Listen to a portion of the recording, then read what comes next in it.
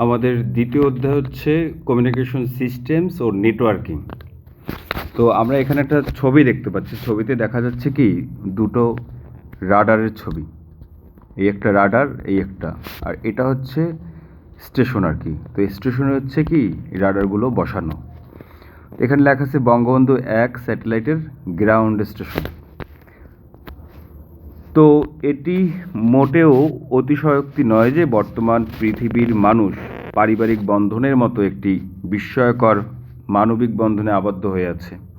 তো একসময় সকলের অগোচরে পৃথিবীর কোনো এক প্রত্যন্ত অঞ্চলে মনুষ্যত্বের উপর চরম অবমাননা ঘটে যাওয়ার সম্ভব হতো। এখন সেটি আর সম্ভব হয় না। পৃথিবী থেকে যুদ্ধ বিগ্রহ এখন পুরোপুরি থামিয়ে দেওয়া সম্ভব হয়নি, কিন্তু সেটি কমানো সম্ভব হয়েছে আলোচনার মাধ্যমে আর কি। কারণ তথ্য প্রযুক্তি ব্যবহার করে তারা দূর দূরান্ত থেকে আলোচনা করতে পারে। তার প্রধান কারণ তথ্য প্রযুক্তি এখন কোনো দেশই বিশ্ব বিবেকের কাছে জবাবদিহি না করে একটি অন্যায় যুদ্ধ শুরু করতে পারে না, যুদ্ধ চালিয়ে যেতে পারে না। নেটওয়ার্কিংয়ের কারণে পুরো পৃথিবী এখন একটি বড় পরিবারের মতন। এখানে সবাই সবার সাথে যুক্ত হয়ে বসবাস করে। তো এই নেটওয়ার্কিংয়ের বাস্তবে রূপ দেওয়ার জন্য একসাথে অনেকগুলো ভিন্ন ভিন্ন প্রযুক্তি গড়ে তুলতে হয়েছে। তো এই অধ্যায়ে শিক্ষার্থীদের সামনে সেই প্রযুক্তিগুলোর উপর আলোকপাত করা হয়েছে আর কি। তো আমরা কমিউনিকেশন সিস্টেমস ও নেটওয়ার্কিংয়ের মধ্যে কমিউনিকেশন সিস্টেম এবং ডেটা কমিউনিকেশন মাধ্যম, ওয়্যারলেস কমিউনিকেশন সিস্টেম, মোবাইল যোগাযোগ এবং কম্পিউটার নেটওয়ার্কিং আর কি, এগুলো নিয়েই আলোচনা করব।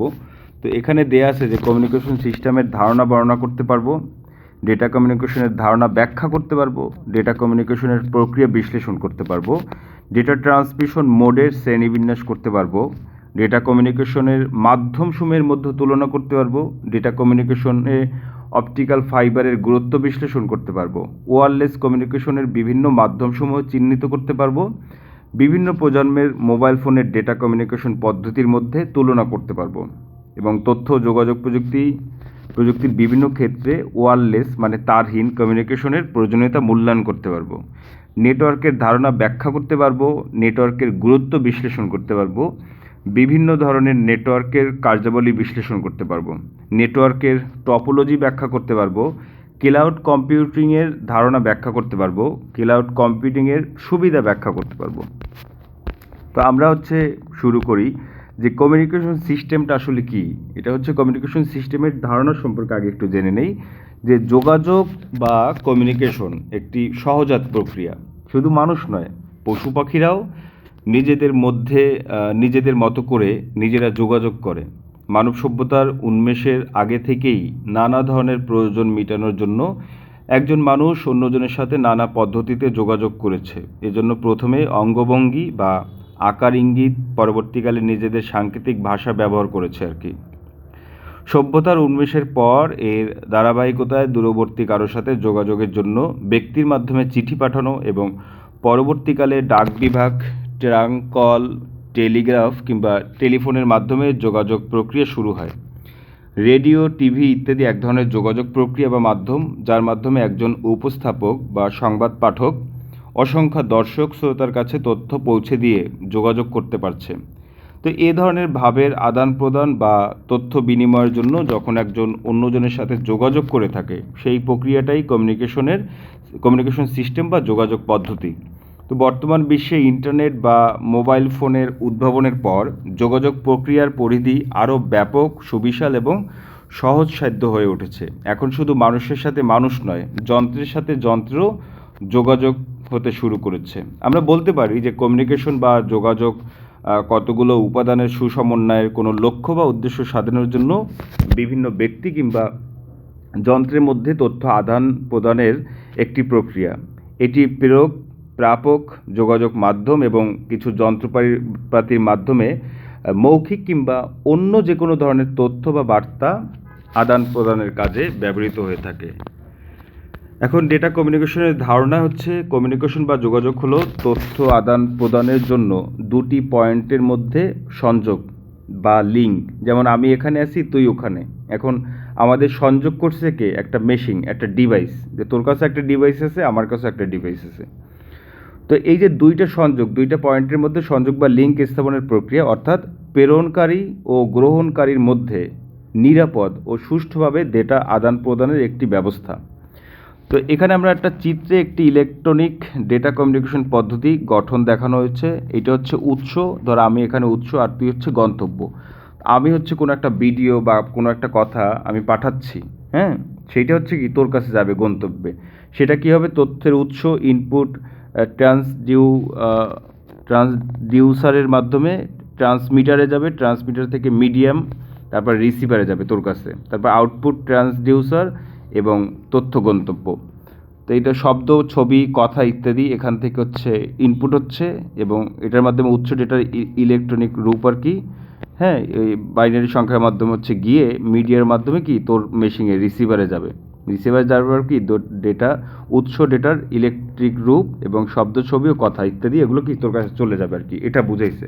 তো এইটা হচ্ছে তোর ছবি এঁকে প্র্যাকটিস করতে হবে। এখানে দেখা যাচ্ছে যে ডেটা কমিউনিকেশনের বিভিন্ন অংশ ব্যবহার করে উৎস হতে শব্দ, প্রতীক, তরঙ্গ, ছবি ইত্যাদি একটি মাধ্যম হয়ে গন্তব্যে পৌঁছে। তো এই প্রক্রিয়ায় একটি ট্রান্সমিটার বা প্রেরক যন্ত্র এবং একটি রিসিভার বা গ্রাহক যন্ত্রের প্রয়োজন হয়। উৎস বা সোর্স হতে, মানে ধর আমি উৎস বা সোর্স হতে প্রাপ্ত ডেটাকে ইনপুট ট্রান্সডিউসারের মাধ্যমে ইলেকট্রিক সংকেতে বা আলোক সংকেত হতে পারে, তো রূপান্তর করে ট্রান্সমিটারের মাধ্যমে মিডিয়ামে, মানে তারযুক্ত বা তারবিহীনভাবে কি পাঠায়। এরপর মিডিয়াম হতে রিসিভার ইলেকট্রিক সংকেতকে আউটপুট ট্রান্সডিউসারের মাধ্যমে পুনরায় রূপান্তর করে গন্তব্য বা ডেস্টিনেশনে পৌঁছে দেয়। এখানে প্রাপ্ত ডেটা উৎস ডেটার ন্যায় হয়ে থাকে, যে উল্লেখ থাকে উৎস হতে গন্তব্য ডেটা প্রেরণের সময় মিডিয়ামের নয়েজ বা বিক্ষিপ্তভাবে অপ্রত্যাশিত ইলেকট্রিক সংকেত যুক্ত হতে পারে,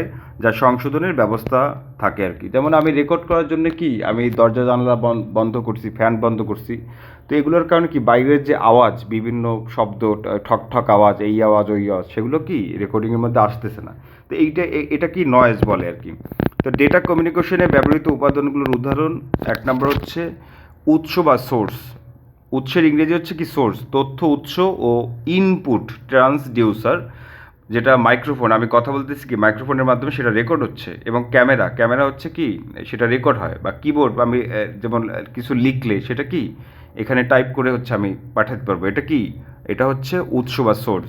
এবং ট্রান্সমিটার বা প্রয়োগ যন্ত্র কি বেতার কেন্দ্র, টেলিভিশন কেন্দ্র, telephone, mobile phone, modem, router ইত্যাদি কি ট্রান্সমিটার বা প্রয়োগ যন্ত্র। আমি যে এই মোবাইলের মাধ্যমে রেকর্ড করতেছি বা তোর কাছে পাঠাবো, এই জিনিসটাই কি ট্রান্সমিটার বা প্রেরক যন্ত্র। 3 নম্বর আছে মিডিয়াম বা মাধ্যম, যেমন টেলিফোন, ফাইবার অপটিক কেবল, হ্যাঁ, রেডিও বা মাইক্রোওয়েভ ইত্যাদি, এগুলো কি মিডিয়াম বা মাধ্যম। 4 নম্বর আছে রিসিভার বা গ্রাহক যন্ত্র, টেলিফোন এক্সচেঞ্জ, মডেম, রাউটার ইত্যাদি, এগুলো হচ্ছে কি রিসিভার বা গ্রাহক যন্ত্র। আর 5 নম্বর হচ্ছে গন্তব্য বা ডেস্টিনেশন, গন্তব্যের ইংরেজি হচ্ছে ডেস্টিনেশন, তা আউটপুট ট্রান্সডিউসার বা তথ্য গন্তব্য, যেমন লাউড স্পিকার, টেলিফোন, কম্পিউটার ইত্যাদি আর কি। এরপর হচ্ছে আমরা আলোচনা করব যে ব্যান্ডউইথ জিনিসটা আসলে কি।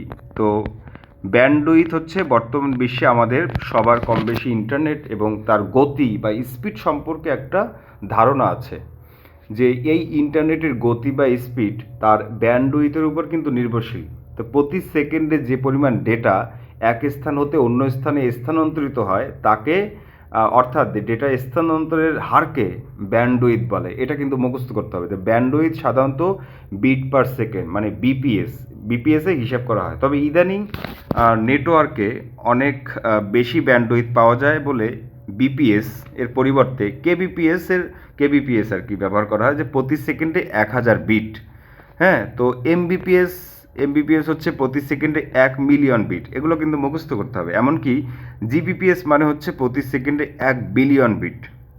হ্যাঁ, তো অনেক বেশি ব্যবহৃত হয়। তো 8 বিটকে 1 বাইট বলা হয় বলে একে এমবিপিএস বলতে 8 MBPS বোঝানো হয় আর কি। তো একটি কমিউনিকেশন নেটওয়ার্কের ব্যান্ডউইথ সেখানে ব্যবহৃত যন্ত্রপাতি এবং মিডিয়ামের উপর নির্ভর করে আর কি।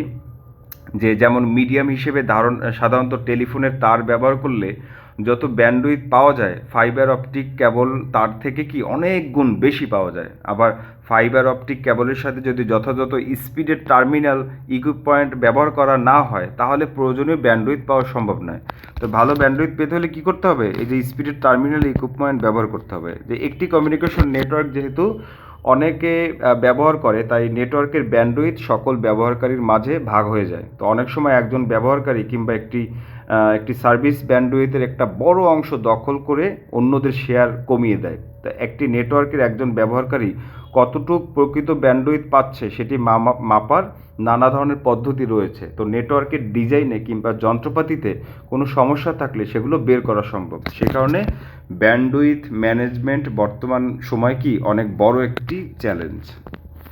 তো এরপর কি আছে data transmission method. Data transmission method কি সেটা সম্পর্কে জানবো আর কি। তো ডেটা কমিউনিকেশনের এক ডিভাইস হতে অন্য ডিভাইসে ডেটা বিটের বিন্যাসের মাধ্যমে স্থানান্তরের প্রক্রিয়াকে কি ডেটা ট্রান্সমিশন মেথড বলে।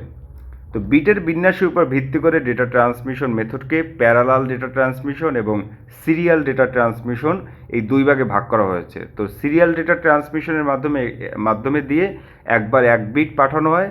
তো প্যারালাল ডেটা ট্রান্সমিশন অনেকগুলো মাধ্যম দিয়ে একবার একসাথে অনেক বিট পাঠানো যায়। তো এই সিরিয়াল দিয়ে কী হয় যে একটা যাবে আর কি, এটা হচ্ছে সিরিয়াল ডেটা ট্রান্সমিটার। কিন্তু প্যারালাল হচ্ছে অনেকগুলো তার, অনেকগুলো মাধ্যমে কি সে হচ্ছে ডেটা যাবে। তো প্যারালাল ডেটা ট্রান্সমিশন কি? প্যারালাল ডেটা ট্রান্সমিশন হচ্ছে একসাথে ডেটা ট্রান্সমিশন করার জন্য অনেক ডেটা লাইনের সাথে প্রেরক ও গ্রাহকের যন্ত্র পরস্পরের সাথে কি সমন্বয় করার জন্য একটি বা দুইটি কন্ট্রোল লাইনও থাকে। তো বিটগুলো ঠিক একই সময়ের একই সাথে স্থানান্তরিত হয়। হ্যাঁ, তো কম্পিউটারের ভেতরের সার্কিটে যেহেতু ডেটাগুলো প্যারালাল পদ্ধতিতে কাজ করে, সেজন্য প্যারালাল ডেটা ট্রান্সমিশনই তার স্বাভাবিক বিন্যাস। তো একসাথে কি অসংখ্য লাইনে ডেটা পাঠানো হয় বলে এটি অনেক দ্রুত গতির ট্রান্সমিশন। বুঝতে পারছো? এটা কি অনেক দ্রুত গতির ট্রান্সমিশন, তবে অনেক দূরে ডেটা পাঠাতে হলে এটি বাস্তবসম্মত নয়।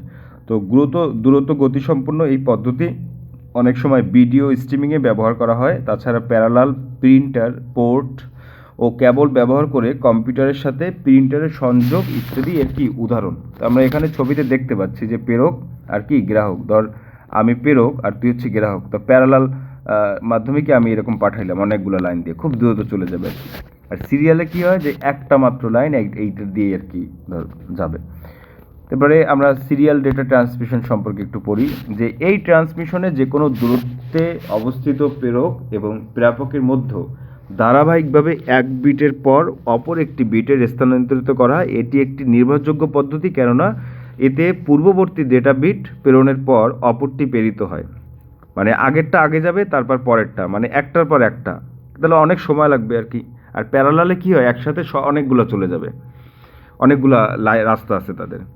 তো এটি একটি নির্ভরযোগ্য পদ্ধতি, কারণে এতে পূর্ববর্তী ডেটা বিট প্রেরণের পর অপরটি প্রেরিত হয়। একটি মাত্র তার ব্যবহার হয় বলে যন্ত্রপাতি তুলনামূলকভাবে সহজ এবং সাশ্রয়ী। পাশাপাশি অনেক তার নেই বলে নিজেদের ভেতর নয়েজের প্রভাব কম থাকে। তো কম্পিউটার এবং প্রায় সকল ডিভাইসে আজকাল যে কি ইউএসবি, ইউনিভার্সাল সিরিয়াল বাস বলা হয় ইউএসবি রে, এটা মনে রাখতে হবে।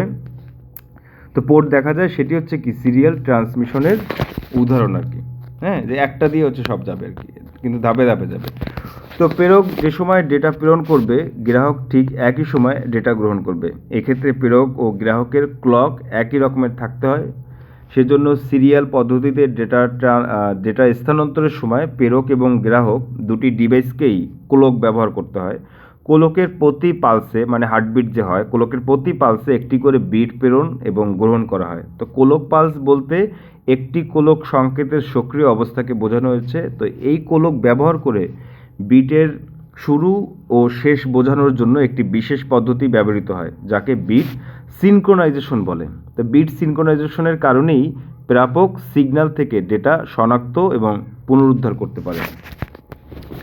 তো এরপর কী আছে, বিট সিনক্রোনাইজেশনের উপর ভিত্তি করে সিরিয়াল ডেটা ট্রান্সমিশন পদ্ধতিকে তিনটি ভাগে ভাগ করা হয়। তো ট্রান্সমিশন মেথড হচ্ছে দুইটা, একটা হচ্ছে প্যারালাল আর একটা হচ্ছে কি সিরিয়াল। তো সিরিয়াল হচ্ছে তিনটে ভাগে ভাগ করা যায়, একটা হচ্ছে অ্যাসিনোক্রোনাস সিরিয়াল এবং সিনক্রোনাস সিরিয়াল এবং আইসোক্রোনাস সিরিয়াল। তো এখানে লেখা আছে চিত্রে 3 ধরনের সিরিয়াল ডেটা কমিউনিকেশন। তা আমরা নিচে পড়ি অ্যাসিনোক্রোনাস ট্রান্সমিশন এবং সিনক্রোনাস ট্রান্সমিশন এবং আইসোক্রোনাস ট্রান্সমিশন আর কি। তো অ্যাসিনোক্রোনাস ট্রান্সমিশন জিনিসটা কি, যে অ্যাসিনোক্রোনাস ট্রান্সমিশন হচ্ছে ডেটা ক্যারেক্টার যেমন বর্ণ, সংখ্যা বা চিহ্ন ফরম্যাটে হয়ে থাকে, হ্যাঁ। তো প্রতিবার একটি করে ক্যারেক্টার ট্রান্সমিট করে, প্রতিটি ক্যারেক্টার 8 বিটের হয়ে থাকে। তো অ্যাসিনোক্রোনাস ট্রান্সমিশনে প্রেরক যখন খুশি তখন ডেটা প্রেরণ করতে পারে। গ্রাহক সবসময়ই সেই ডেটা গ্রহণ করার জন্য প্রস্তুত থাকে। শুধু তাই নয়, একবার ডেটা পাঠিয়ে তার পরবর্তী সময় আরেকবার ডেটা পাঠানোর মাঝখানে যতক্ষণ ইচ্ছা ততক্ষণ সময় নেওয়া যায়। ডেটা পাঠানোর আগে একটি স্টার্ট বিট পাঠানো হয় এবং সেই বিটটি দেখে গ্রাহক যন্ত্র বুঝতে পারে যে ডেটা আসতে শুরু করেছে। আমি যদি এখান থেকে একটা ভিডিও পাঠাই, কিন্তু ওখানে কিন্তু সংকেত যায় যে কিছু একটা আসতেছে আর কি। তো আসতে শুরু করেছে এবং তার কোলক সেই বিটের শুরুর সাথে কি সমন্বয় করে নেয়। ডেটা পাঠানোর শেষ হওয়ার পর একটি বা দুইটি স্টপ বিট পাঠানো হয় এবং সেটি দেখে গ্রাহক যন্ত্র বুঝতে পারে যে ডেটা পাঠানো শেষ হয়েছে। এক্ষেত্রে ডেটার প্রতি ক্যারেক্টারের মাঝে বিরতির সময় সমান নাও হতে পারে। যখন প্রয়োজন তখন ডেটা প্রেরণ করা যায় বলে সেই ক্ষেত্রে প্রাইমারি স্টোরেজ ডিভাইস বলতে আমরা বুঝি কি, কম্পিউটারে ব্যবহৃত র্যাম, ক্যাশ এবং সিপিইউ, মেমোরি, এগুলো মাথায় রাখতে হবে। এগুলো হচ্ছে প্রাইমারি স্টোরেজ। তো এগুলোর কি প্রয়োজন হয় না। তো ধীরগতিতে অল্প পরিমাণ ডেটা পাঠানোর ক্ষেত্রে এই পদ্ধতির ব্যবহার সুবিধাজনক। তো অ্যাসিনোক্রোনাস ট্রান্সমিশন একটি উদাহরণ হচ্ছে কম্পিউটারের কিবোর্ড, যেটা টাইপ করে আর কি। তো এখানে একটি কি চাপার পর পরবর্তী কি চেপে টাইপ করার মধ্যবর্তী মানে এই সময়সীমা অসম বা অনির্ধারিত হতে বাধ্য। এজন্য এই ট্রান্সমিশন পদ্ধতির নাম হচ্ছে কি, অ্যাসিনোক্রোনাস রাখা হয়েছে।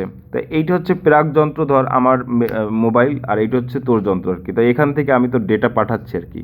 তো ডেটা কি, ধর বাইনারির মাধ্যমে তোর ওখানে যাবে, ডেটা প্রবাহ, স্টপ বিট এবং স্টার্ট বিট আর কি। তো এখান থেকে কি ডেটা ওখানে যাবে, আর মাঝখানে ধর একটা ডেটা পাঠাইছি, এরপর আরেকটা ডেটা পাঠাবো, তো সেটার মাঝখানে যে একটা সেটা হচ্ছে কি বিরতিকাল। এরপর কি সিনক্রোনাস ডেটা ট্রান্সমিশনকে বলা হয় হচ্ছে বিরতিহীন ডেটা ট্রান্সমিশন। তো এই পদ্ধতিতে বিরতিহীনভাবে প্রেরক যন্ত্র থেকে গ্রাহক যন্ত্রে ডেটা পাঠানো হয়। যেহেতু প্রেরিত ডেটা ব্যবহার করে গ্রাহক যন্ত্র তার কোলককে সমন্বিত করে, তাই প্রেরণ করার জন্য কোনো ডেটা না থাকলেও আইডল সিকোয়েন্স হিসেবে পূর্ব নির্ধারিত ডেটা পাঠানো হয়।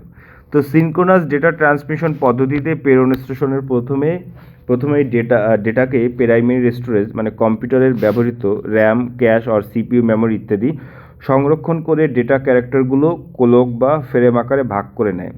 তো প্রতিবার একটি করে ব্লক বা ফ্রেম ক্লোকের সাথে সমন্বয় করে সমান বিরতি দিয়ে প্রেরণ করা হয়। তো প্রতিটি ব্লক ডেটার শুরুতে 1 বা 2 বাইটের একটি হেডার ইনফরমেশন এবং কোলক ডেটার শেষে একই পরিমাণে একটি টেইলার ইনফরমেশন সিগন্যাল পাঠানো হয় এবং বিশাল নেটওয়ার্কে গন্তব্য খুঁজে বের করার জন্য এর মাঝে সাধারণত প্রেরক ও গ্রাহকের চিহ্নিতকরণের সংখ্যা বা অ্যাড্রেস দেয়া থাকে। তো গ্রাহক যন্ত্র এই হেডার সিগন্যাল ব্যবহার করে প্রেরকের কোলক স্পিডের সাথে সিনক্রোনাইজ বা সমন্বিত করে টেইলার কোলকের শেষ নির্দেশ করে এবং কোনো ক্ষেত্রে ব্লকের ভেতরকার ভুল নির্ণয় এবং সংশোধনে সহায়তা করে। তো প্রযুক্তিগতভাবে এ পদ্ধতি অপেক্ষাগতভাবে জটিল এবং ব্যয়বহুল হলেও বেশি ব্যান্ডউইথের ডেটা দূরবর্তী স্থানে পাঠানোর জন্য কি এটি ব্যাপকভাবে ব্যবহৃত হয়। তাই বড় ধরনের নেটওয়ার্ক সহ mobile phone network, TV network ইত্যাদির ক্ষেত্রে কি এটি অপরিহার্য। এটা হচ্ছে প্রেরক মানে সেন্ডার এবং হচ্ছে প্রাপক মানে রিসিভার, এই যে ডেটার প্রবাহ কি যাচ্ছে আর কি বাইনারির মাধ্যমে। এরপরে কি আছে আইসোক্রোনাস ট্রান্সমিশন। তো আইসোক্রোনাস ও সিনক্রোনাসের একটি মিশ্র পদ্ধতি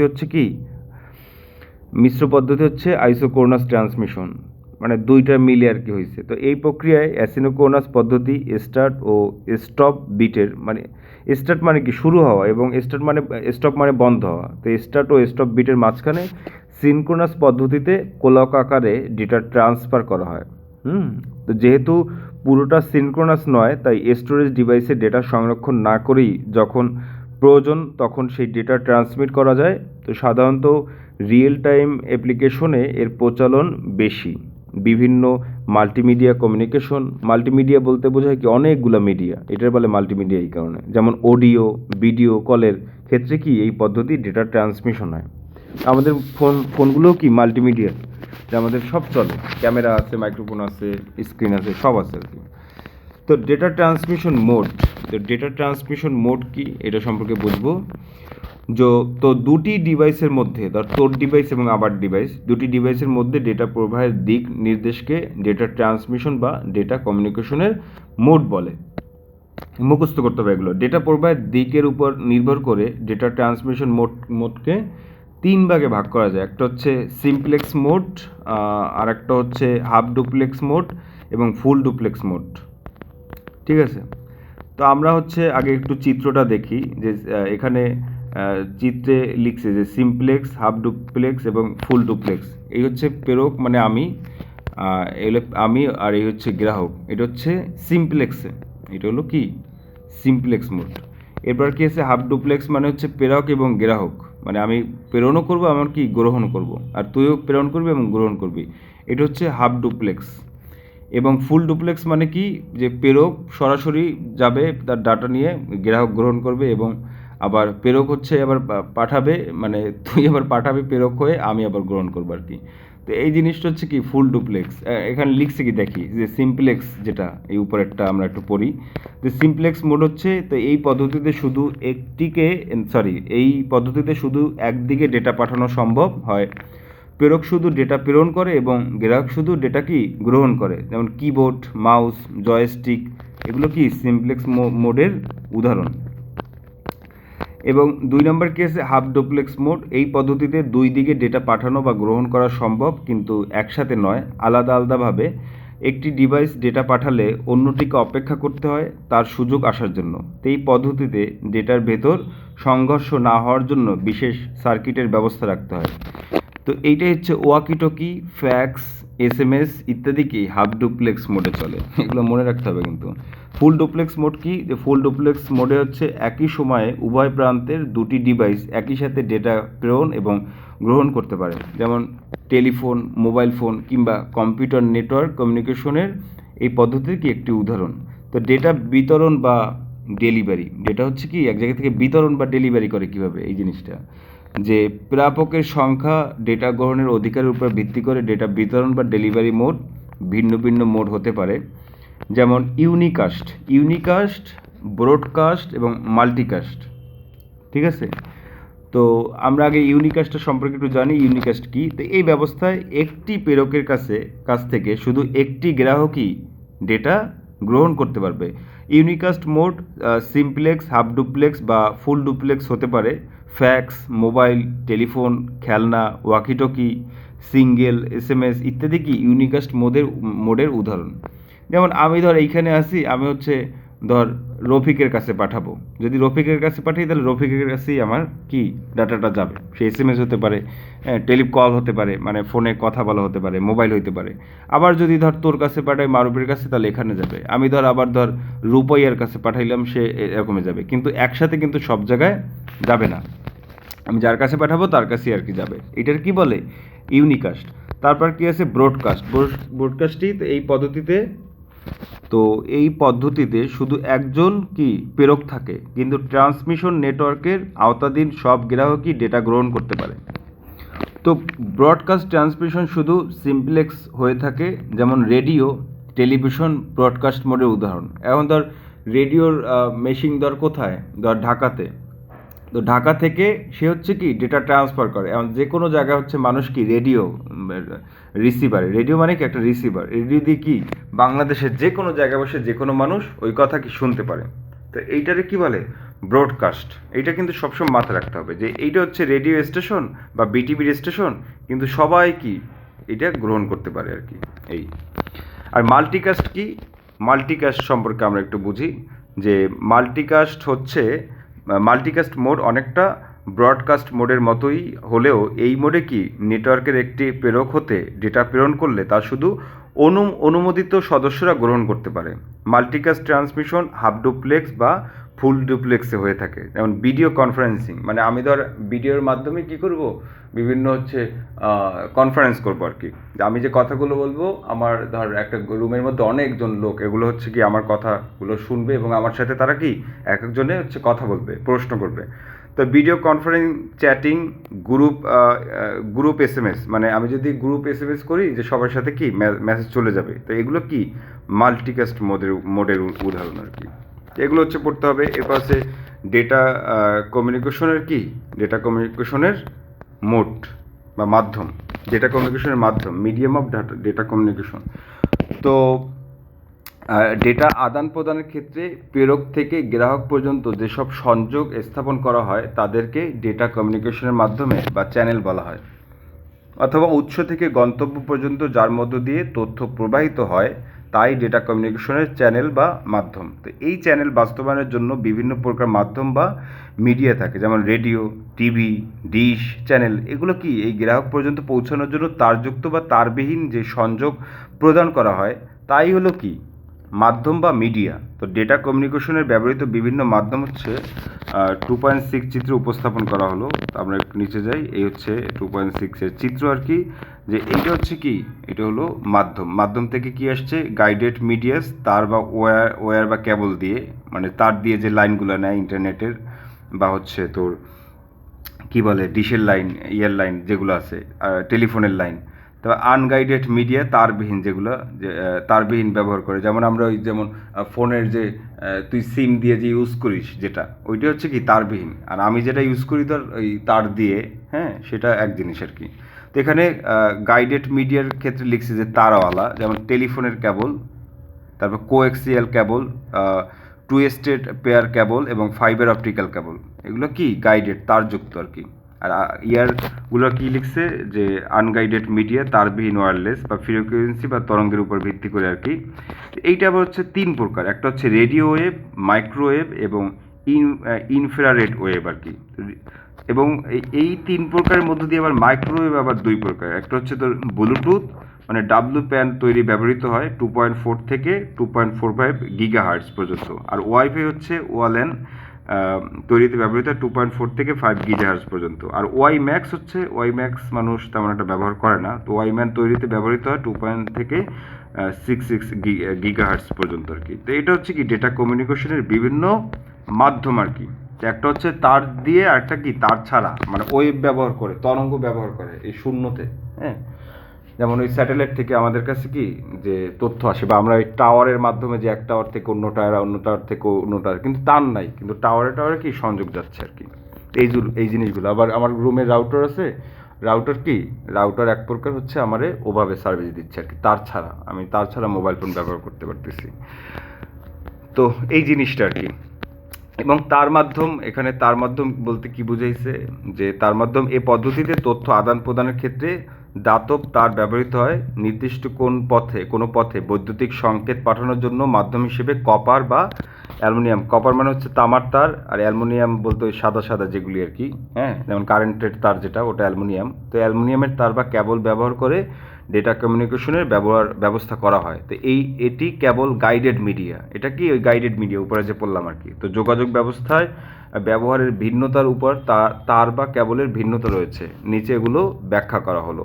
এখন আমরা নিচে এই তারগুলো সম্পর্কে একটু জানবো।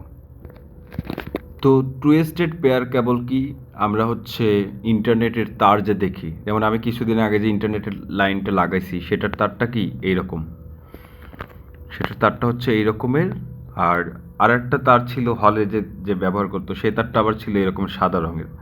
তো এইটার মধ্যে কি দুইটা তার করে পেঁচানো ছিল, যেমন এইখানে চারটা দেখা যায়, কিন্তু চারটা না, এখানে 8টা তার, যে দুইটা তার কি পেঁচানো, এখানে হচ্ছে দুইটা তার পেঁচানো।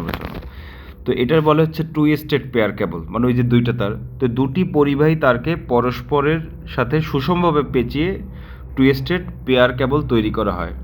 তো টুয়েস্টেড পেয়ার কেবল দুই ধরনের হয়ে থাকে, একটা হচ্ছে আনশিল্টেড টুয়েস্টেড পেয়ার কেবল, মানে ইউটিপি, আনশিল্টেড টুয়েস্টেড পেয়ার, এবং হচ্ছে কি শিল্টেড টুয়েস্টেড পেয়ার কেবল। তো এখানে আমরা হচ্ছে আমি চিত্রে দেখতে পাচ্ছি আনশিল্টেড ও শিল্টেড টুইস্ট পেয়ার কেবল আর কি। তো এই যে উপরে কি আউটার জ্যাকেট থাকে একটা তারে, ওই তারগুলোর উপরে কি জ্যাকেট লাগানো থাকে, যে কাবার যেটা লাগানো থাকে ওটা, এবং এর উপরে যে আরেকটি ইয়ে থাকে ওটার বলে পেয়ার শিল্ড, এবং হচ্ছে ওই যে গুণাটা যে থাকে ভেতরে যে তারটা, সেটা মেটালের হতে পারে, তামার হতে পারে, তোর অ্যালুমিনিয়ামের হতে পারে, ওগুলো হচ্ছে কি কন্ডাক্টর হিসেবে ব্যবহার করে। এবং ঠিক আছে, তো ফয়েল সিল্ড ওই তারগুলো যদি দেখো অনেকগুলো লেয়ার দেখতে পারবি ভেতরে, হ্যাঁ, পেঁচানো কীভাবে। তো এগুলো সম্পর্কে হচ্ছে তোর একটু পড়তে হবে। তোর নিচে কি আছে, নিচে হচ্ছে আমরা যাই যে সাধারণত কপার নির্মিত, কপার বলতে বোঝায় কি তামা, কপার বলতে বোঝায় তামা। তো সাধারণত কপার নির্মিত এসব কেবল মোট 4 জোড়া, তার প্রতিটি পৃথক অপরিবাহী পদার্থের আবরণে, মানে ইনসুলেটর, মানে আবরণ যেটা আর কি, আবরণ দেয় কাবারটা আর কি, আবৃত থাকে। তো প্রতি জোড়া তারে একটি কমন রঙের, মানে সাদা রঙের, আর একটি ভিন্ন রঙের, যেমন নীল রঙের হতে পারে, সবুজ রঙের হতে পারে, কমলা ও বাদামি, ভিতরে যে তারগুলো পেঁচানো থাকে তারের সাথে পেঁচানো থাকে।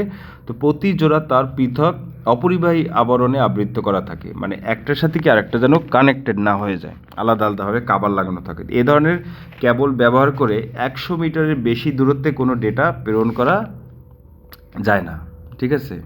তো ক্যাটাগরির ভিত্তিতে এর ব্যান্ডউইথ কি 10 Mbps থেকে 1 Gbps পর্যন্ত হতে পারে। তবে দূরত্ব বাড়তে থাকলে ডেটা ট্রান্সফার রেট কমতে থাকে আর কি। তো বাসা, শিক্ষা প্রতিষ্ঠান বা বিভিন্ন বাণিজ্যিক প্রতিষ্ঠানে টুইস্টেড পেয়ার কেবল ব্যবহার করা হয়।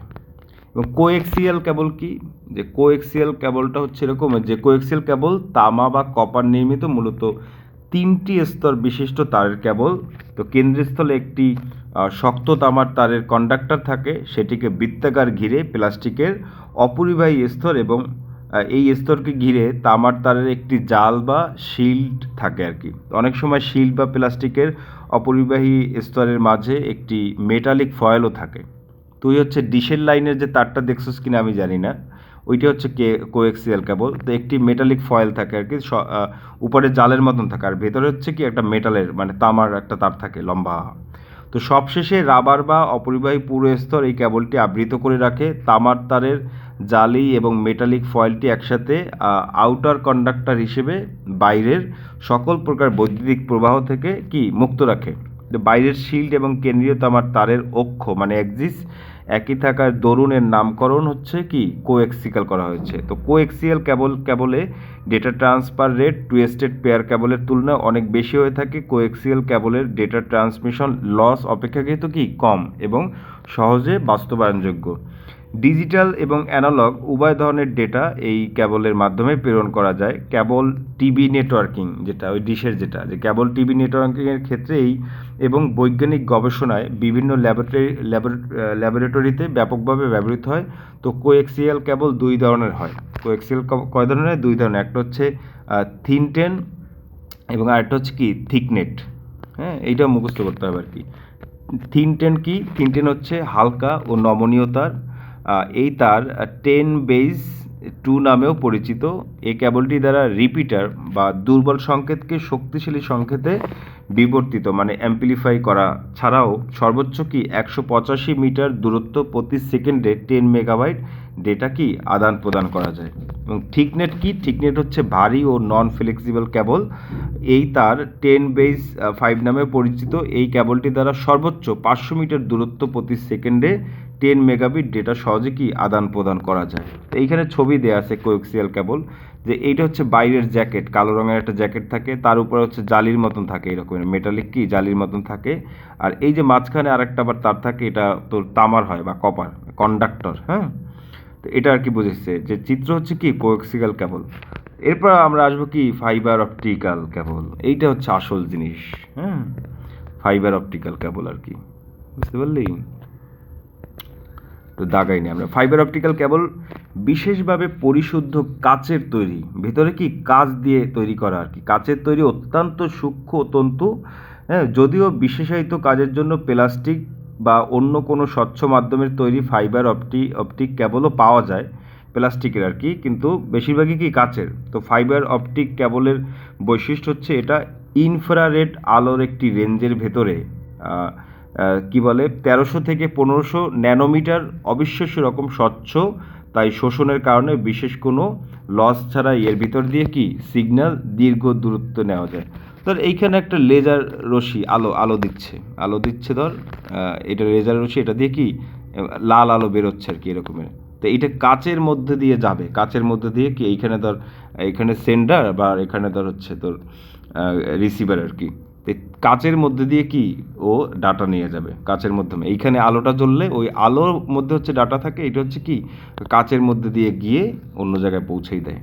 তো একটা তোর এই যে আমাদের যে তার, যে ফাইবার, অপটিক্যাল ফাইবার যেটা বলা হয়, ওটার মধ্যে হচ্ছে দেখছি যে ছোট ছোট তারের মতনই, কিন্তু ভেতর হচ্ছে কাচ। আমি ভাঙতে গিয়ে আমার হাতও কেটে গেছিলো আর কি, যে তিনটা না যেন চারটা তার থাকে আর কি। যাই হোক, ওটা তুই যদি রাস্তায় কাজ টাজ করে যারা, ওদের কাজ যদি দেখিস তাহলে ওগুলো বুঝতে পারবে আর কি। তো অপটিক্যাল ফাইবারের একটা তোর গঠন দিয়ে দিছে যে বাইরে ওটার একটা জ্যাকেট থাকে অনেক শক্ত আর কি, হ্যাঁ, আর এর উপরে হচ্ছে আর একটা আবার থাকে এরকমের পেঁচানো শক্তিবর্ধক আবরণ, কিন্তু ওটা মেটালিক না, এটা একটা ধর একটা পাতলা কোনো একটা জাতীয় আর কি। এরপর আরেকটা লেয়ার, তারপর হচ্ছে ফাইবার অপটিক্যাল কোর এবং ক্লাক আর কি। তো ফাইবার অপটিক্যাল কেবলের কেন্দ্রে অংশটুকু প্রতিসরণাঙ্ক, বাইরের অংশটুকু কি প্রতিসরণাঙ্ক থেকে একটু বেশি হয়। তো যে অংশের প্রতিসরাঙ্ক বেশি তাকে হচ্ছে কোর বলে, এবং যে অঙ্কের প্রতিসরাঙ্ক কম তাকে হচ্ছে ক্লাড বলে আর কি। তো প্রতিসরাঙ্কের পার্থক্যের কারণে পূর্ণ অভ্যন্তরীণ প্রতিফলনের মাধ্যমে কোনো লস ছাড়াই কোরের ভেতর দিয়ে আলো যেতে পারে, তবে কোরের ভেতর আলো আটকে থাকার প্রক্রিয়াটি সাধারণত পূর্ণ অভ্যন্তরীণ প্রতিফলন থেকে ভিন্ন প্রকৃতির। তো ফাইবার অপটিক কমিউনিকেশনসে ব্যবহৃত কাচের তন্তু, মানে কি কাচের তার আর কি, অত্যন্ত ভঙ্গুর বলে এটি তৈরি করার সময় পাতলা প্লাস্টিকের আবরণে আবৃত করে ফেলা হয় আর কি। তো তন্তুর উপরে কি পাতলা প্লাস্টিক দিয়ে আবার কি আবরণ তৈরি করে। তো ব্যবহারের আগে ক্যাবলারের জালি এবং পলিমারের আবরণে ঢেকে নেওয়া হয়। তো ক্যাবল তৈরি করার সময় বেশ কয়েকটি ফাইবারকে একত্র করে পলিমারের আবরণে ঢেকে নেওয়া হয়। তো ফাইবার বাঁকা করলে সেখানে লস হতে পারে বলে ক্যাবলের ভেতরে একটি সরু ধাতব রড ঢুকিয়ে আর কি রাখা হয়। তো এখানে আমরা প্রতিসরাঙ্ক চিত্রে দেখা যাচ্ছে মাল্টিমোড এবং সিঙ্গেল মোড ফাইবারের ব্যবহার আর কি। মাল্টিমোড বলতে বোঝায় অনেকগুলো তার থাকে, হ্যাঁ, এই উপরেরটা এটা হচ্ছে মাল্টিমোড, আর নিচেরটা হচ্ছে কি সিঙ্গেল মোড, একটাই মাত্র তার থাকে, এখানে ধর অনেকগুলো তার থাকে আর কি। তো আলোগুলো হচ্ছে কি প্রতিফলিত হয়ে এখান থেকে এখানে, এখান থেকে এখানে আর কি এভাবে যায়, লম্বাভাবে যায় আর কি, বাড়ি খেয়ে ছোট ছোট।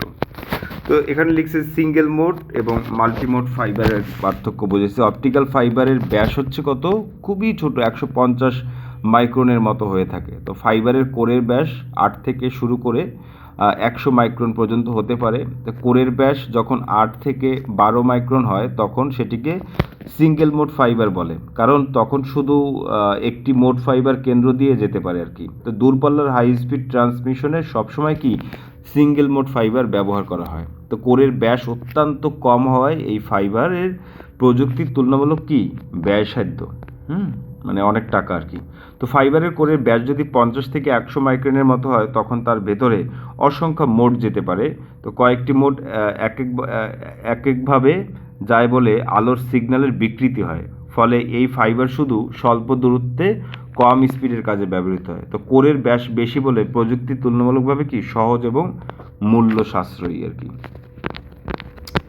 তো এরপর কি আছে লেজার। তো ফাইবার অপটিক কমিউনিকেশন সত্যিকার অর্থে কাজ করার জন্য 1300 ন্যানোমিটার থেকে 1500 ন্যানোমিটার লেজার উদ্ভাবনের জন্য অপেক্ষা করতে হয়েছিল, যে এলইডি এর আলোতে তরঙ্গদৈর্ঘ্য সুনির্দিষ্ট না হওয়ায় ফাইবারের ভিতর দিয়ে যাওয়ার সময় বিচ্ছুরণের কারণে সিগন্যালের বিচ্যুতি ঘটে, সেজন্য এটি দীর্ঘ দূরত্বে ব্যবহার করা যায় না। তো লেজারের তরঙ্গ দৈর্ঘ্য সুনির্দিষ্ট বলে এটি দূরপাল্লার কমিউনিকেশনে ব্যবহার করা যায়।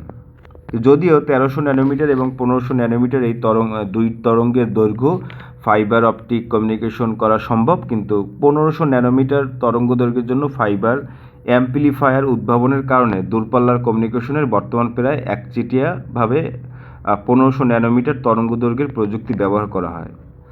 মানে শুধু লেজারের মাধ্যমেই তো আসলে ওই তোর ফাইবার অপটিক্যাল ফাইবারের মধ্যে দিয়ে আলোটা ফেলে আর কি লেজার। তো এটা কি একটা নির্দিষ্ট এরিয়া পর্যন্ত আলোটা যায়, এরপর আর যায় না। ঠিক আছে? তো এইটার জন্য হচ্ছে আবার অ্যাম্প্লিফায়ার ব্যবহার করতে হয়। অ্যাম্প্লিফায়ারের কাজ কি, যে ওই আলোটারে কি সে আরও বেশি আলোকিত করে আর কি আরও দূর পর্যন্ত নিয়ে যেতে পারে আর কি। তো এইখানে বিদ্যুৎ চুম্বকীয় তরঙ্গের যে স্পেকট্রামগুলো, যে এখানে আমরা দেখতে পাচ্ছি অল্প অল্প করে করে কি কুচি কুচি কুচি কুচি হয়ে গেছে আর কি। এই কুচি কুচি হওয়ার ব্যাপারটা হচ্ছে কি, যে কুচি কুচি বেশি যেখানে আলোর সেটা হচ্ছে গামারে, এবং কুচি কুচি একটু কম তারপর হচ্ছে এক্স রে আলোর আর কি যেভাবে হচ্ছে আমাদের চামড়া ভেদ করে কি শরীরের মধ্যে হাড্ডি গুড্ডি করে না, সেটা কি আলোর মাধ্যমে এক্স রে কি টিউব ব্যবহার করে সেখানে হচ্ছে টেস্ট করে। তারপর হচ্ছে আলট্রা ভায়োলেট, তারপর হচ্ছে দৃশ্যমান, তারপর হচ্ছে ইনফ্রারেড, তারপর হচ্ছে মাইক্রোওয়েভ। দৃশ্যমান কোনটা, আমরা যে খালি চোখে যে জিনিসগুলো দেখতে পাচ্ছি এইটা হচ্ছে আমাদের দৃশ্যমান, এটা হচ্ছে দৃশ্যমান। এরপরে আর উপরেগুলো হচ্ছে কি এই যে এক্স রে গামারে, এইগুলোই হচ্ছে তোর লেজার রশ্মির কি আলোর আর কি তরঙ্গ, চুম্বকীয় তরঙ্গের স্পেকট্রাম। এইটা যদি ছবি এঁকে মুখস্থ করতে পারিস তাহলে হচ্ছে অনেক লাভ। এরপর আমরা নিচে যাই, তারবিহীন মাধ্যম। তারবিহীন মাধ্যম কি, তার মাধ্যম ছাড়া যখন প্রেরক ও গ্রাহক যন্ত্রের মধ্যে তথ্য আদান প্রদান করা হয় তখন তাকে তারবিহীন বা ওয়্যারলেস, তারবিহীন মানে কি ওয়্যারলেস, তার ছাড়া মিডিয়া বলে। তো এটি সম্ভব হয় কারণ বিদ্যুৎ চুম্বকীয় বা ইলেকট্রোম্যাগনেটিক তরঙ্গের জন্য কি কোনো মাধ্যমের প্রয়োজন হয় না। তো 2.11 যেটা উপরে যেটা দেখাইলাম আর কি ছবিটা, যে চিত্রে ইলেকট্রোম্যাগনেটিক স্পেকট্রাম বা বিদ্যুৎ চুম্বকীয় তরঙ্গের স্পেকট্রাম দেখানো হয়েছে। তো এই তরঙ্গের কম্পন যত বেশি হবে তার তরঙ্গ দৈর্ঘ্য তত কম হবে। তো এই স্পেকট্রাম অত্যন্ত ক্ষুদ্র একটা অংশ আমরা দৃশ্যমান আলো হিসেবে যেটা দেখতে পাই আর কি, উপরে যেটা লিখছে যে দৃশ্যমান আলো 10⁻⁶ মেবি, দেখা যায় না ঝাপসা। তো একটি অংশ আমরা দৃশ্যমান আলো হিসেবে দেখতে পাই। এই ইলেকট্রোম্যাগনেটিক হচ্ছে বিদ্যুৎ চুম্বকীয় স্পেকট্রামের দুইটি ক্ষেত্র কমিউনিকেশনের গুরুত্ব ভূমিকা পালন করা হয়েছে। সেই দুইটি আলো রেডিও ওয়েভ এবং মাইক্রোওয়েভে আর কি ব্যবহার করে। রেডিও ওয়েভ কী জিনিস, রেডিও ওয়েভ সম্পর্কে জানবো। যে এখানে আমরা চিত্রে দেখতে পাই যে পৃথিবীর পৃষ্ঠে রেডিও ওয়েভের ট্রান্সমিশন, এটা হচ্ছে ট্রান্সমিটার অ্যান্টেনা, আর এটা হচ্ছে কি রিসিভিং অ্যান্টেনা। ধর এটা হচ্ছে আমি, এটা হচ্ছে তোরিয়া। তা এইটা হচ্ছে এইটার পৃথিবী, এটা হচ্ছে পৃথিবীর কি ভূমিটা, এটা পৃথিবীর ভূমি। তা এইটার উপর দিয়ে কি আলো নিরবচ্ছিন্নভাবে চলাফেরা করে না রেডিও ওয়েভের মাধ্যমে। এই যে আমাদের টাওয়ারগুলি, হ্যাঁ, এক জায়গা থেকে নেটওয়ার্ক যায় কীভাবে, এই যে বায়ুর মধ্যে দিয়ে, কিন্তু আমরা চোখে কিন্তু দেখি না, কিন্তু ও কিন্তু ঠিকই আসছে যাচ্ছে আর কি। তো 3 কিলোহার্টজ থেকে 300 গিগাহার্টজের মধ্যে সীমিত ইলেকট্রোম্যাগনেটিক স্পেকট্রামকে রেডিও ওয়েভ বলা হয়। যে কমিউনিকেশনের প্রেক্ষিতে সাধারণত 10 কিলোহার্টজ থেকে 1 গিগাহার্টজকে তরঙ্গ দৈর্ঘ্য 30 কিলোমিটার থেকে 30 সেন্টিমিটার আর কি রেডিও ওয়েভ ভিত্তিক কমিউনিকেশন বলে বিবেচনা করা হয়। তরঙ্গ দৈর্ঘ্য বেশি হলে ইলেকট্রোম্যাগনেটিক সিগন্যাল চারদিকে ছড়িয়ে যায়, তাই ব্রডকাস্টের বেলায় রেডিও ওয়েভ বেশি ব্যবহার হয়। তো রেডিও ওয়েভ পাঠানোর জন্য যে অ্যান্টেনা প্রয়োজন হয় তার দৈর্ঘ্য তরঙ্গ দৈর্ঘ্যের আনুমানিক 1/4 হতে হয় আর কি। সে কারণে কম ফ্রিকোয়েন্সির মানে বেশি তরঙ্গ দৈর্ঘ্যের রেডিও ওয়েভ খুব বাস্তবসম্মত নয়। রেডিও ওয়েভ বায়ুমণ্ডলে খুব বেশি শোষিত হয় না, ছড়িয়ে পড়ার কারণে বিল্ডিং সহ পাহাড় পর্বত কিংবা অন্যান্য বাধা অতিক্রম করতে পারে। তো রেডিও ওয়েভ বায়ুমণ্ডলের আয়োনোস্ফিয়ার থেকে প্রতিফলিত হয়ে বলে এটি পৃথিবীর এক প্রান্ত থেকে অন্য প্রান্তে পাঠানো সম্ভব। এজন্য কি যোগাযোগের ক্ষেত্রে ঘরে ও বাইরে ব্যাপকভাবে রেডিও ওয়েভ ব্যবহার হয়ে আসছে আর কি।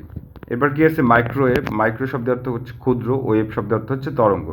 তো মাইক্রোওয়েভ বলতে হচ্ছে 3000 মেগাহার্টজ হতে 300 মেগাহার্টজ থেকে 300 গিগাহার্টজ ফ্রিকোয়েন্সির ইলেকট্রোম্যাগনেটিক স্পেকট্রামকে মাইক্রোওয়েভ মানে তরঙ্গ দৈর্ঘ্য হচ্ছে 1 মিলিমিটার থেকে 1 মিটার পর্যন্ত আর কি। তো বলা হলেও কমিউনিকেশনের প্রেক্ষিতে সাধারণত 1 গিগাহার্টজ হতে 100 গিগাহার্টজ ফ্রিকোয়েন্সি পর্যন্ত বিবেচনা করা হয়। তো এটি রেডিও ওয়েভের মতো চারদিকে ছড়িয়ে পড়ে না, সোজাসুজি যায় আর কি। তাই এই কমিউনিকেশনের জন্য ট্রান্সমিটার অ্যান্টেনা ও রিসিভার অ্যান্টেনাকে মুখোমুখি থাকতে হয়, বা সংযোগ লাইন অফ সাইট লস, মানে লাইন অফ সাইটের সংক্ষেপ কি লস হয় আর কি, তো অবলম্বন করতে হয়। তো মাইক্রোওয়েভ সিস্টেম মূলত দুটি ট্রান্সসিভার দিয়ে হচ্ছে গঠিত হয়, যার মধ্যে একটি সিগন্যাল পাঠায়, অন্যটি কি গ্রহণ করে। তো মাইক্রোওয়েভের যোগাযোগ হচ্ছে দুই ধরনের হয়ে থাকে। একটা হচ্ছে টেরেস্ট্রিয়াল বা ভূপৃষ্ঠে, মানে মাটির উপরে ভূপৃষ্ঠে মাইক্রোওয়েভ সংযোগ, এবং স্যাটেলাইট যেটা হচ্ছে বা উপগ্রহের মাধ্যমে মাইক্রোওয়েভ সংযোগ। আমরা হচ্ছে যে প্রথমে ছবি একটা দেখলাম না, যে ভূপৃষ্ঠে কি মানে তোর গ্রাউন্ডে কি তোর রাডার ব্যবহার করছে আর কি, ওই জিনিসটা হচ্ছে কি টেরিস্ট্রিয়াল, আর স্যাটেলাইট হচ্ছে একদম উপরে মহাশূন্যে থাকে যেটা, হ্যাঁ। তো ওইটা থেকে আর কি উপরে যায় স্যাটেলাইটে, স্যাটেলাইট থেকে আবার আরেক জায়গায় যায়। তো টেরিস্ট্রিয়াল মানে কি, সাধারণত যেসব জায়গায় কেবল ব্যবহার করার জন্য অনুপযোগী সেসব স্থানে টেরিস্ট্রিয়াল ট্রান্সমিটার বসানো হয়। মাইক্রোওয়েভ সংকেতের মধ্যে বাধা থাকলে ডেটা স্থানান্তর হয় না, তাই যোগাযোগ ব্যবস্থা নিরবচ্ছিন্ন এবং সুষ্ঠু করার জন্য সাধারণত বড় টাওয়ার, উঁচু ভবন বা পাহাড় ও টেরিস্ট্রিয়াল ট্রান্সমিটার এবং রিসিভার বসানো হয়ে থাকে। তো ভূপৃষ্ঠের অসমতল এলাকা কিংবা গাছপালা, ভবন ও অন্যান্য প্রাকৃতিক প্রতিবন্ধকতার কারণে এ ধরনের ট্রান্সমিশনে প্রতি 40 থেকে 50 কিলোমিটার পরপর রিপিটার বা রিলে স্টেশন বসানো থাকে। এই যে আমরা দেখতে পাচ্ছি যে টাওয়ার, এক একটা টাওয়ার, এই একটা টাওয়ার, এই একটা টাওয়ার, এই একটা টাওয়ার। তো এই টাওয়ার থেকে ধর এখানে যায়, এই টাওয়ার থেকে এখানে আসে, হ্যাঁ, মোবাইলের টাওয়ার যেগুলো আর কি, এগুলি। আর নিচে দেখা যাচ্ছে কি আবার তারের মাধ্যমে লাইন গেছে আর কি বিভিন্ন জায়গায়, হ্যাঁ।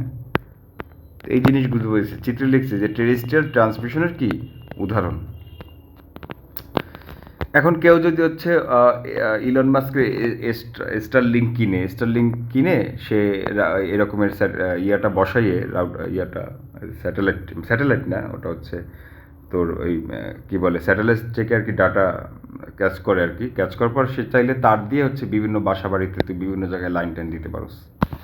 এখন মনে হয় দাম 26,500 না কত যেন, আর মাসে মনে হয় 4,000 টাকা দিতে হয় ফি আর কি। কিন্তু জঙ্গলে থাকো, গুহার মধ্যে থাকো, যেখানেই থাকো ও তোমার নেটওয়ার্ক দিবে আর কি। এরপর কি আছে স্যাটেলাইট। স্যাটেলাইট কি, যে আমরা একটু আগে চিত্রটা নিয়ে আলোচনা করি, যে স্যাটেলাইট হচ্ছে উপরে মহাশূন্যে পৃথিবীর উপরে।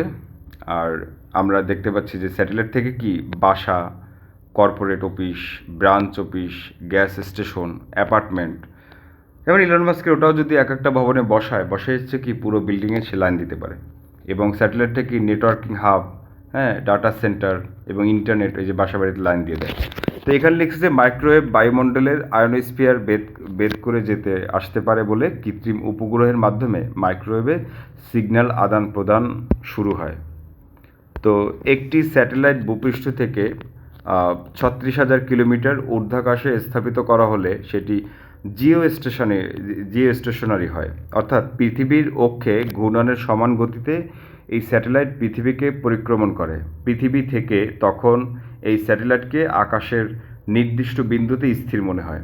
সেজন্য ভূমিতে স্থাপিত বিএসএটি মানে ভেরি স্মল অ্যাপারচিওর টার্মিনালকে একটি নির্দিষ্ট দিকে আকাশমুখী করে স্থাপন করা হয়। বঙ্গবন্ধু 1 জিও শব্দের অর্থ হচ্ছে ভূমি, স্টেশনারিতে স্যাটেলাইট এবং গ্রাউন্ড স্টেশন থেকে অ্যান্টেনাগুলো আকাশের সেই বিন্দুর দিকে মুখ করে স্থাপন করা হয়। তো বিশ্বব্যাপী টিভি চ্যানেলগুলো সরাসরি সম্প্রচার, প্রতিরক্ষা বিভাগের বিভিন্ন গুরুত্বপূর্ণ তথ্য আদান প্রদান এবং আবহাওয়ার সর্বশেষ অবস্থা কি পর্যবেক্ষণে স্যাটেলাইট মাইক্রোওয়েভ প্রযুক্তি ব্যবহৃত হয় আর কি। এরপর কি আছে ওয়্যারলেস কমিউনিকেশন সিস্টেম। ওয়্যারলেস বলতে হচ্ছে তার ছাড়া জিনিস, এটার কমিউনিকেশন সিস্টেম সম্পর্কে বলছে যে ওয়্যারলেস কমিউনিকেশন সিস্টেমের প্রয়োজনীয়তা, যে necessity of wireless communication system, যে টেলিফোনকে তারের সংযোগ থেকে মুক্ত করে ওয়্যারলেস প্রযুক্তির আওতায় নিয়ে আসা বর্তমান জগতের অনেক বড় একটি অর্জন। আগে টেলিফোন কি তার দিয়ে চলতো, সেই টেলিফোন যখন শুধু কথা বলা এবং মেসেজ পাঠানোর মাঝে সীমাবদ্ধ না থেকে স্মার্টফোনের মাধ্যমে আরও অসংখ্য কাজে আমাদের সহায়তা করতে শুরু করেছে, তখন সবার কাছে একটি নতুন জগতের উন্মোচন হয়েছে। তো মোবাইল ফোন তো উৎপত্তি হচ্ছে টেলিফোন থেকেই আর কি। তো মোবাইল ফোন এখন শখের কিছু নয়, এটি দৈনন্দিন জীবনের একটি অত্যাবশ্যক অংশ হিসেবে বিবেচনা করা হয়। বর্তমান বিশ্বে ওয়্যারলেস যোগাযোগ ব্যবস্থা ছাড়া একেবারেই অচল। তো পারস্পরিক যোগাযোগ, বিনোদন, শিক্ষা, পরিবহন বা চিকিৎসার কাজে একজন মানুষ ব্যক্তিগত পর্যায়ে যেভাবে স্মার্টফোনে ওয়্যারলেসের সহায়তা নেয়, ঠিক একইভাবে রাষ্ট্র পরিচালনার দাপ্তরিক কাজ, আইন শৃঙ্খলা রক্ষা প্রতিরক্ষা বা রাষ্ট্রীয় নিরাপত্তায় ব্যাপকভাবে ওয়্যারলেস প্রযুক্তি ব্যবহার করা হয়। সমুদ্রগামী জাহাজ বা উড়োজাহাজ চালনায় ভূপৃষ্ঠের নিয়ন্ত্রণকারী স্টেশনের সাথে এ পদ্ধতি ছাড়া অন্য কোনো উপায়ে সার্বক্ষণিক যোগাযোগ সম্ভব নয়। শিক্ষা প্রতিষ্ঠান, শিল্প কারখানা, অফিস আদালত, ব্যবসা বাণিজ্য, চিকিৎসা সেবা ইত্যাদি প্রতিটি ক্ষেত্রে উন্নয়ন, উৎপাদনশীলতা বৃদ্ধি, দক্ষতা বৃদ্ধিতে ওয়্যারলেস কমিউনিকেশনের বহুমাত্রিক ব্যবহার অত্যন্ত ফলপ্রসূ। তার নিরাপত্তা রক্ষায়, বিশেষত অপরাধী শনাক্তকরণ অথবা ভ্রমণকারীর অবস্থান কিংবা কোনো যানবাহন ট্র্যাক করার কাজে এ প্রযুক্তি প্রয়োজন। রাষ্ট্র পরিচালনার দায়িত্বপ্রাপ্ত ব্যক্তিগণ একই সময়ে দেশের বিভিন্ন স্থানে ভিডিও কনফারেন্সিংয়ের মাধ্যমে প্রয়োজনীয় দিক নির্দেশনা কার্যক্রম এবং পর্যবেক্ষণ করতে এই পদ্ধতি ব্যবহার করতে পারেন। তো এছাড়া ইন্টারনেট ভিত্তিক আধুনিকতম তথ্য বিনিময় বা যোগাযোগ ব্যবস্থা বর্তমানে অপার সম্ভাবনার দ্বার খুলে দিয়েছে। তার মধ্যে অন্যতম হচ্ছে আইওটি। আইওটি মানে কি? Internet of things. তো ইন্টারনেট অফ থিংস, আইওটি মানে হচ্ছে এমন এক ধরনের ব্যবস্থা যা ইলেকট্রনিক, সফটওয়্যার, সেন্সর, নেটওয়ার্ক সংযোগের সাথে সংযুক্ত ফিজিক্যাল ডিভাইস বা পরিবহন, হোম অ্যাপ্লায়েন্স, অ্যাকচুয়েটর এবং অন্যান্য ডিজিটাল আইটেমের নেটওয়ার্কের সাথে সংযুক্ত এবং তথ্য বিনিময় করতে সক্ষম। ফলে এই প্রযুক্তি ব্যবহারে বিল্ডিং, হোম অটোমেশন, অবকাঠামো ব্যবস্থাপনা, ম্যানুফ্যাকচারিং, কৃষি, চিকিৎসা, এনার্জি ইত্যাদি সেক্টরে স্বয়ংক্রিয়ভাবে তথ্য সংগ্রহ এবং তদানুযায়ী প্রয়োজনীয় ব্যবস্থা গ্রহণ করা যায়। তাই একটি smart wrist band, pulse rate, heartbeat, stress level, কত সময় হাঁটাহাঁটি করা হলো এবং শারীরিক ওজন মাপার কাজে দ্রুত বিশ্বস্ততার সাথে করতে পারে আর কি, তাই না?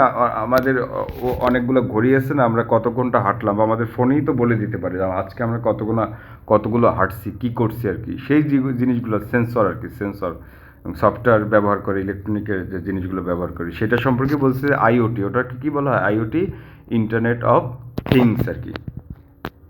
এরপর কি আছে আমাদের? ব্লুটুথ।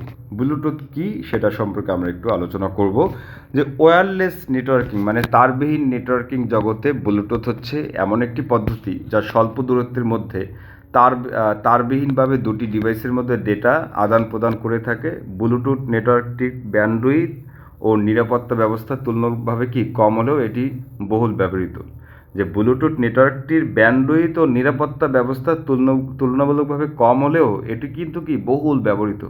এই যে আমরা কানে তোর ইয়ারবাড ব্যবহার করি বা হচ্ছে ব্লুটুথ সাউন্ড বক্স ব্যবহার করি, ভাবা যায় যে কীভাবে হচ্ছে তার ছাড়া কীভাবে আমরা কথা সাউন্ড শুনতে পাই আর কি।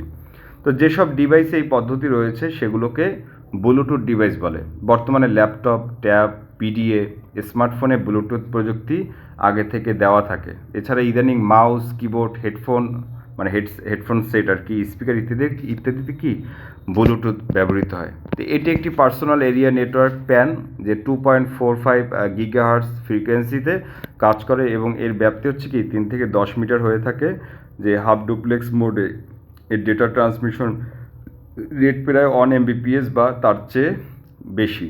এটি স্থাপন করা সহজ এবং স্বয়ংক্রিয়ভাবে কনফিগারেশন করা হয়। তো ব্লুটুথ নেটওয়ার্কে পিকোনেটও বলা হয়। তো এর আওতায় সর্বোচ্চ 8টি যন্ত্রের সাথে সিগন্যাল আদান প্রদান করতে পারে। হ্যাঁ, তো এর মধ্যে একটি মাস্টার ডিভাইস এবং বাকিগুলো স্লেভ ডিভাইস। স্লেভ বলতে হচ্ছে দাস, তার আর কি, দাসী বা দাস আর কি। স্লেভ ডিভাইস হিসেবে কাজ করে বা সাহায্য করে আর কি। তো কতগুলো পিকোনেট মিলে আবার একটি স্কারনেট গঠিত হতে পারে। এই যে ব্লুটুথের লোগো, এইটা দেখলেই তো আমরা বুঝি যে এটা ব্লুটুথ আর কি, তাই না? তারপর আছে ওয়াইফাই। ওয়াইফাই অনানুষ্ঠানিকভাবে সিদ্ধান্ত নেওয়া না হলেও ওয়াইফাইকে বলা হয়? Wireless fidelity. তো এর শব্দের সংক্ষিপ্ত রূপ হিসেবে মনে করা হয় ওয়াইফাই। ওয়াইফাই শব্দটি স্বত্বাধিকারী ওয়াইফাই অ্যালায়েন্স নামীয় একটি সংস্থার নির্ধারিত ট্রেডমার্ক বা প্রযুক্তিটি বর্তমান সময়ে অত্যন্ত জনপ্রিয় ওয়্যারলেস মানে তারবিহীন প্রযুক্তি যেটা উচ্চ গতিসম্পন্ন ইন্টারনেটে ব্যবহার সহ কম্পিউটারের লোকাল এরিয়া নেটওয়ার্কে যুক্ত হয়ে ডেটা আদান প্রদান করে থাকে আর কি। এই ওয়াইফাই হচ্ছে এই লোগো হ্যাঁ, এই যে এটা এগুলোই তো থাকে রাউটারের উপরে, ইসের উপরে। তো ওয়াইফাই এর লোগো এবং আইকন, এটা হচ্ছে লোগো, এটা আইকন।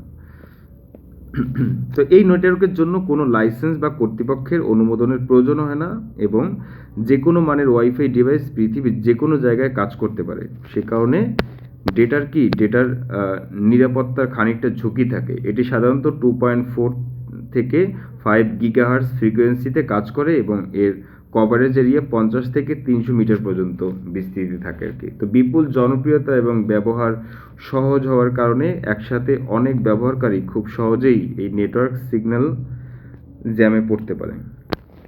তারপর কি আছে ওয়াইম্যাক্স। হ্যাঁ, এইটা হচ্ছে ওয়াইম্যাক্সের লোগো আর কি। ওয়াইম্যাক্স কি? এটি দ্রুতগতির একটি যোগাযোগ প্রযুক্তি যেটি প্রচলিত ডিএসএল বা ডিজিটাল সাবস্ক্রাইবার লাইন এবং তারযুক্ত ইন্টারনেটের পরিবর্তে ওয়্যারলেস ইন্টারনেটের সুবিধা দিয়ে থাকে। World wide interoperability for microwave access এর সংক্ষিপ্ত রূপ হচ্ছে কি ওয়াইম্যাক্স। হ্যাঁ, তো এটি সাধারণত 2 থেকে 66 গিগাহার্টজ ফ্রিকোয়েন্সিতে কাজ করে এবং 80 এমবিপিএস থেকে 1 জিবিপিএস পর্যন্ত গতিতে কি ডেটা ট্রান্সফার রেট প্রদানে সক্ষম। তো ওয়াইম্যাক্সের প্রধান অংশ হচ্ছে দুটি, একটা হচ্ছে বেস স্টেশন আর একটা হচ্ছে অ্যান্টেনাযুক্ত বা রিসিভার। তো বেস স্টেশন হচ্ছে যেটি ইনডোর ডিভাইস, মানে কি ঘরের মধ্যে ইনডোরে, যেটি ইনডোর ডিভাইস এবং আউটডোর টাওয়ার নিয়ে গঠিত হয়। প্রতিটি বেস স্টেশনের কভারেজ এরিয়া হচ্ছে 10 থেকে 50 কিলোমিটার পর্যন্ত হয়ে থাকে। আর অ্যান্টেনাযুক্ত যেগুলো ওয়াইম্যাক্স রিসিভার, যা কম্পিউটারের সংযুক্ত করা হয়, যেটি ওয়্যারলেস নির্ভর হওয়ার পরিবহনযোগ্য আর কি। তো এই প্রযুক্তিতে একটি একক বেস স্টেশনের মাধ্যমে বিশাল ভৌগোলিক এলাকায় হাজার হাজার ব্যবহারকারীকে ওয়্যারলেস ইন্টারনেট সুবিধা দেওয়া যায়। তো ওয়্যারলেস হওয়ায় পোর্টেবিলিটির সুবিধা পাওয়া যায় এবং এর রিসিভার সহজে কি বহনযোগ্য। তো বিভিন্ন ধরনের ডিভাইসের মাধ্যমে শহর এবং গ্রামে পোর্টেবল ব্রডব্যান্ড সংযোগ প্রদান করে আর কি। কিসের মাধ্যমে? ওয়াইম্যাক্সের মাধ্যমে। তো ওয়াইম্যাক্স নেটওয়ার্ক ব্যবহারের জন্য কর্তৃপক্ষের অনুমোদন প্রয়োজন হয়। অনেক বিস্তৃত নেটওয়ার্ক হওয়ায় অন্যান্য নেটওয়ার্কের তুলনায় কি এটি ব্যয়বহুল এবং রক্ষণাবেক্ষণ কি খরচ অনেক বেশি আর কি। তো ব্লুটুথ, ওয়াইফাই, ওয়াইম্যাক্স এই তিনটি ওয়্যারলেস প্রযুক্তির তুলনামূলক কার্যকারিতার ছক নিচে দেওয়া হলো আর কি। তো নেম হচ্ছে স্ট্যান্ডার্ড IEEE আর কি। তারপর হচ্ছে ফ্রিকোয়েন্সি গিগাহার্টজ এবং স্পিড হচ্ছে এমবিপিএস এবং রেঞ্জ হচ্ছে মিটারে এবং নেটওয়ার্ক আর কি। আর তো স্ট্যান্ডার্ড IEEE হচ্ছে 802.15 ব্লুটুথের ক্ষেত্রে আর কি। আর ফ্রিকোয়েন্সি হচ্ছে 2.4 থেকে 2.45 আর স্পিড হচ্ছে কি 0.72 থেকে 25 আর রেঞ্জ কত 3.3 থেকে আর কি 10 আর নেটওয়ার্ক হচ্ছে WPAN। হ্যাঁ, এরপর হচ্ছে ওয়াইফাই 802.11 তারপরে হচ্ছে ফ্রিকোয়েন্সি, এটা কিন্তু মুখস্থ করতে হবে আর কি, যে ব্লুটুথ, ওয়াইফাই এবং ওয়াইম্যাক্সের যে আর কি ব্যবহার, এটা সম্পর্কে কি রেঞ্জ আর কি, তার স্পিড, ফ্রিকোয়েন্সি, হ্যাঁ, নেটওয়ার্কের কেমন সার্ভিস, এগুলো সম্পর্কে। তো এই IEEE মানে কি institute of electrical and electronics engineers আর কি। ঠিক আছে, এই জিনিসটা হচ্ছে কি মুখস্থ করে IEEE, এই জিনিসটা দেখলেই বুঝবে কি institute of electrical and electronics engineering. Electrical বলতে বোঝে আমরা যে ঘরের যে সিলিং ফ্যান চালাই, মোটর চালাই, এগুলো কি ইলেকট্রিক্যাল। আর আমরা যে মোবাইল ফোন টোন চালাই, এগুলো কি ইলেকট্রনিক্স। এটাও মাথায় রাখতে হবে। তো প্রযুক্তির উন্নয়নের সাথে পরিবর্তনযোগ্য আর কি। এটা কিন্তু খাতায় লিখে মুখস্থ করিস, এটা এটাতে কিন্তু পরীক্ষা দেয় এগুলো থেকে। তো এটাই পর্যন্ত থাকুক, বাকি দ্বিতীয় ক্লাসে আমরা বাকিটা আলোচনা